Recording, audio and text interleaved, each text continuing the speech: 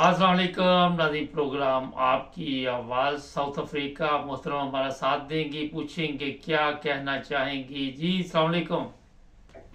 वालेकुम सलाम। क्या मैसेज है आज मैंने कहा आपने देना।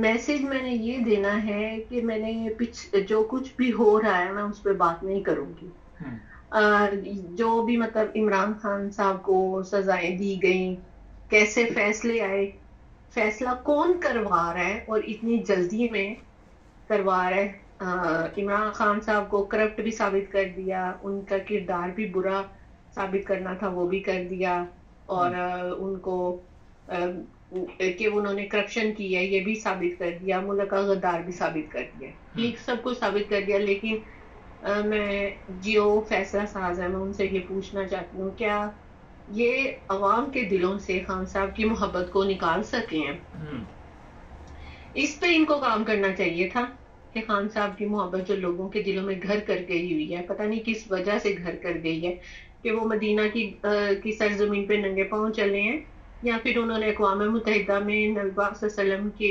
नामूस रिसालत की हिफाजत की है, हम्म। या उन्होंने लोगों को ला इलाहा इल्लल्लाह का सही मतलब समझाया है, जो कि बड़े से बड़ा आलिम दीन भी नहीं कर सका। इस वजह से लोगों के दिलों में मोहब्बत घर कर गई है। ये चीजें निकालनी चाहिए थी फैसला साजों को, फिर वो कामयाब हो सकते थे। लेकिन जो स्क्रिप्ट राइटर है और जो प्लान बनाता है, वो ना तो इतना पढ़ा लिखा है और ना ही वो समझने की कोशिश करता है। तो मैं ये कहना चाहती हूँ कि जो कुछ भी हो चुका है, अभी ये और कितना निजाम नंगा होगा। इतना तो हो चुका है, अभी इतना गिर गए हैं ये कि निकाह को भी इन्होंने गैर कानूनी करार दे दिया है, और इस्लाम में उसकी सजा ये नहीं है। सजा ये है कि दोबारा से फिर वही निकाह जो है वो दोहराया जाए और निकाह किया जाए उनका, ये है बस। अच्छा, लेकिन ये जो बताइए। लोग ये खुद ये कर चुके हैं सियासतदान हमारे, हम्म। ये इमरान खान साहब सियासतदान नहीं है, ये लीडर है। हम्म। जो सियासतदान कर चुके हैं, कभी वो अपने गिरेबानों में भी झांके, क्या उनको ये काम जो ये कर रहे हैं कि उनको रातों की को नींद आती है? क्या वो सुकून से सो सकते हैं वो ये सब काम करने के बाद? क्योंकि वो खुद ये सब कर चुके हैं। तहमीना दौलताना और शहबाज शरीफ का रिश्ता, अहद जो है वो, और ये शहबाज शरीफ का जो बेटा है हमजा वो, और उसकी जो वाइफ है वो। और सबसे बड़ी बात जो एक बहुत ही मशहूर हुई थी, जो कि नईम बुखारी और ताहिरा सैयद की शादी टूटी थी, वो किस वजह से टूटी थी, ये नवाज शरीफ को बताना चाहिए कि वो किस वजह से टूटी थी। और नवाज शरीफ ने ताहिरा सैयद का महाना पैसे भी लगाए हुए थे। किस बेस पे उनका वजीफा लगा हुआ था, वो इनकी क्या लगती थी? बाकी पोल खोलने को बहुत कुछ है, लेकिन नहीं करना चाहते, क्योंकि ये होता है कि हम लोग तोहमत लगा रहे हैं, हालांकि ये है सच्चा है सब वाकया। तो अल्लाह से डरना चाहिए, लेकिन ये लोग अल्लाह से डरते नहीं है। मैं सिर्फ पाकिस्तानी अवाम को ये कहना चाहती हूँ कि जितना भी जुल्म हो रहा है, जितना भी सितम हो रहा है, अगर आप इसका बदला लेना चाहते हैं ना, तो 8 फरवरी को आपने घर के अंदर नहीं हम्म। रहना। ये वोट डालने में कोई पैसे नहीं लगते, आपने आपके आपके पैसे भी नहीं लगेंगे, एनर्जी भी नहीं लगेगी। आपने अपने आप को नून लीग को पीपल्स पार्टी का शो करना है, इनकी ट्रांसपोर्ट यूज करनी है, इनका खाना खाना है आपने, लेकिन मोहर आपने लगानी है, उस पे लगानी है जो आपके बच्चों का मुस्तकबिल का सोच रहा है, आपने उसको वोट देना है। जो अपने बच्चों का नहीं सोच रहा, वो पाकिस्तान के 22 करोड़ 24 करोड़ अवाम का सोच रहा है। आप लोगों ने वोट डालना है। वोट जो है आपके पास एक ऐसा बेशकीमत एक हथियार है, जिसके जरिए आप ये जुल्म और जबर का जो माहौल है, आप इसको खत्म कर सकते हैं। अगर आप 8 फरवरी को घर में रहेंगे, वोट नहीं डालेंगे, तो आप अपने साथ तो जुल्म करेंगे ही, लेकिन अपने बच्चों के साथ भी आप जुल्म करेंगे। अच्छा, मुझे अभी तक वैसे ये समझ नहीं आ रही कि अभी भी इलेक्शन पर उम्मीद लगाई हुई है। वो तो जो इलेक्शन है वो तो हो चुका है हमारे कागजों में। आप वोट डालें ना डालें उसकी तो अहमियत ही कोई नहीं, जो मर्जी करते रहे। नहीं ऐसे नहीं है, नहीं ऐसे नहीं है, मैं इस बात को नहीं नहीं, समझती, अच्छा सही यहाँ नहीं पे है। अच्छा मुख्तसर जवाब अगर दीजिए। کہ یہ ایسے نہیں ہے. اور آپ کو یہ بھی پتا ہے کہ شرعی طور پر عمران خان کا نکاح جو ہے وہ بھی ایسے نہیں تھا.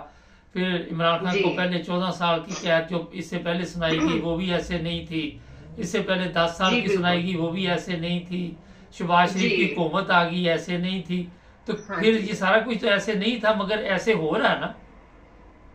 ایسے ہو رہا ہے، بالکل ہو رہا ہے، کیونکہ یہ چیزیں ان کے اختیار میں تھیں اس لیے یہ سب کچھ ہو تو رہا ہے. یہ بھی تو ان کے لیکن اختیار میں ہے ووٹ میڈم. ڈالنا جو ہے، ووٹ ڈالنا عوام کے اختیار میں ہے. اگر آپ دیکھیں 80% نہیں 60% یا 70% اگر ٹرن آؤٹ ہوا ووٹ ڈالنے کا، تو یہ کچھ بھی نہیں کر سکتے. یہ دھاندلا تو کیا دھاندلی بھی نہیں کر سکتے. نہیں لیکن اگر بعد میں لوگوں عوام کو پر اٹھا اسے لیں گے، بھائی جو دکھایا ہے. جیتے ہوں گے ان کو اٹھا کے لے جائیں گے. پھر کیا کریں گے؟ جی سوری کیا کہا آپ؟ میں نے کہا جو اگر جیت گئے ان کو اٹھا کے لے جائیں گے، جی قتل کروا دیں گے. وہ بھی نہیں، وہ بھی انہوں نے پی ٹی آئی نے پلان وہ سارا کچھ بنایا ہوا ہے کہ جو لوگ بھی امیدوار ہیں جو کھڑے ہیں جن کو ووٹ ڈلیں گے وہ سارے روپوش ہی رہیں گے انٹل کے جو اسپیکر ہے وہ اپنا حلف نہیں لے لیتا، اور جو سارے ممبرز ہیں پارلیمنٹ کے جو صوبائی اسمبلیوں کے ہیں، جب تک ان کا اعلان نہیں ہو جاتا، باقاعدہ کابینہ نہیں بن جاتی، جب تک یہ لوگ اس منظر عام پہ نہیں آئیں گے. میڈم مجھے یہ بتائیے، یا تو ہم لوگ بڑے میرا خیال اتنی سمجھ نہیں ہمارے میں، کہ آپ کا کیا خیال ہے کہ یہ جو کچھ ہو رہا ہے یہ پی ٹی آئی کو الیکشن جیتنے دیں گے کسی صورت بھی؟